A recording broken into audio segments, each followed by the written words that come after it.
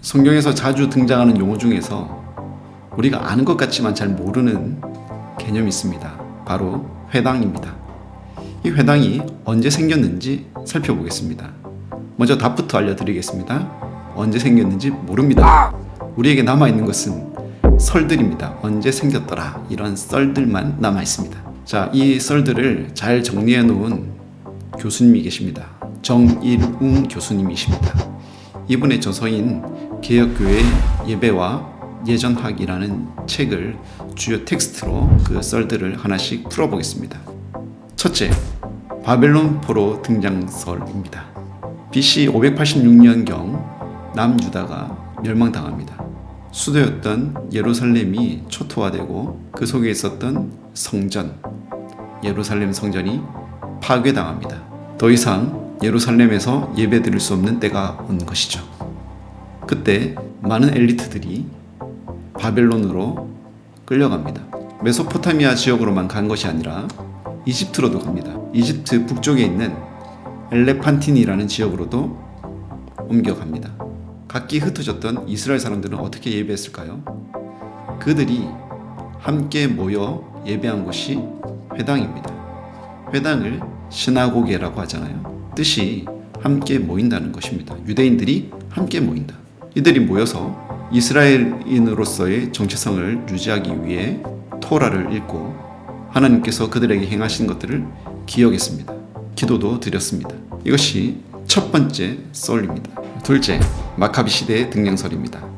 알렉산더가 이스라엘 지역을 점령하죠. 그리고 많은 그 외의 지역들도 점령했습니다.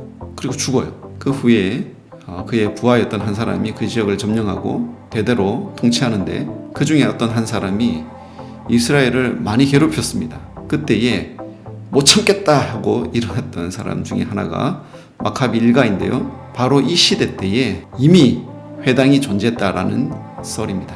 시편 74편 6절을 보면 적들이 모든 하나님과의 만남의 장소를 불태웠다라는 기록이 있습니다. 여기에 하나님과의 만남의 장소를 콜 모앗 엘이라고 합니다.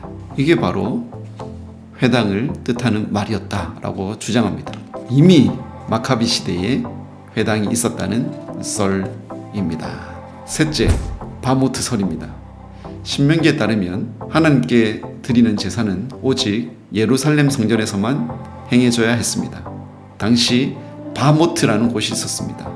해석하면 높은 제단들입니다. 이 제단들은 신명기법에 따라서 제거당합니다. 문제가 발생합니다. 예루살렘 근처에 살았던 사람들은 예루살렘에서 제사 드리기 수월했지만 멀리 살았던 사람들은 제사 한번 드리려면 정말 고된 하루를 경험해야 했을 겁니다. 따라서 바모트들을 없애버리고 바로 그 자리에 회당을 지었다는 거예요. 제사는 예루살렘 성전에서 지냈지만 그 외에 예배, 하나님을 기념할 수 있는 것들은 그 회당에서 했다. 이런 설입니다. 여기서 회당이 유래했다. 이제 마지막입니까? 넷째, 제사장 문제 해결설입니다. 바벨론에 포로로 끌려갔던 사람들은 나중에 본국으로 돌아가도 된다는 허락을 받게 됩니다. 이 귀환했던 유대인들은 다시 하나님의 말씀에 따라 성전을 재건합니다. 이때 지어진 성전을 제2차 성전이라고 합니다. 인기가 많았던지 제사장들이 우후죽순 생겨납니다. 하나님께 제사를 드리고 싶어서 제사장이 되었을 텐데 너무 많으니까 그 순번을 기다리다가 지쳐버립니다. 급기야 이들은 직업을 잃기까지 합니다. 실직 문제가 엄청났습니다. 이 문제를 해결하기 위해 미시마 도트라는 것을 가져옵니다. 이스라엘 전역을 24개의 지역으로 분배하여 각각의 지역에서 제사장들을 파송합니다. 제사는 중앙에 있었던 예루살렘에서 드리지만 각 지역 24곳에서는 매일 정한 시간에 지역 회당에서 예배를 드리게 하였습니다. 이것을 지지하는 신학적 의미를 마마도트라고 합니다. 예루살렘 성전에 함께 동참한다는 뜻입니다. 매일 한 주간씩 지역을 교대했습니다.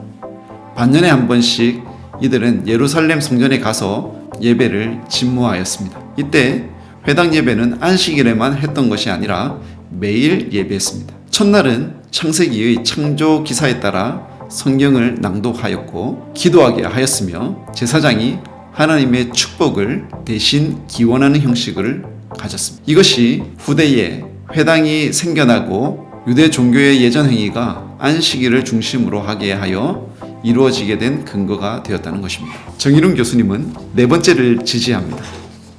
저는 여러분에게 이 썰들을 소개하는 것으로 만족하겠습니다. 여러분, 조금 도움이 되셨습니까?